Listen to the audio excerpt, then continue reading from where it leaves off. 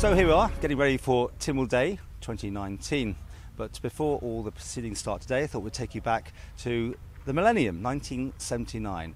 And we had these video shots of that day, and you can just see how big an occasion it was when the Lord of Mann, the Queen, was here.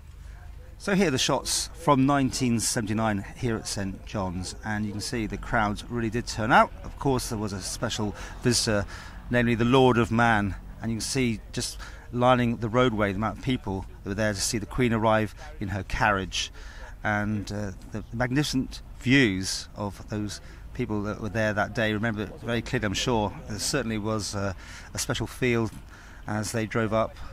Duke of Edinburgh there as well. Reports were the Queen wasn't actually feeling that well. She'd been in Scotland the night before and hadn't eaten something to her liking, apparently. That's what the story says. But look at those crowds, absolutely amazing. And we have these shots here which Peter Neal took on this camera. There was also a programme that was professionally made that went out on BBC One that night to tell the whole of the British Isles about the Millennium. The Queen there inspecting the guards, and again more shots of people taking it all in. Luckily the weather did play ball that day, and the sun shone for the Queen and all the dignitaries there, including of course the Governor, who stayed on specially for that occasion. Truly lovely to see these shots of so many people watching the Queen as she walks her way down towards the hill to preside over the proceedings.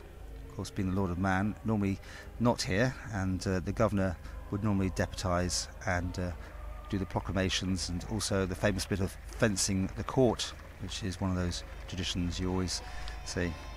And the nurses there also acting as honour guard, and the Queen now, this is when she fenced the court.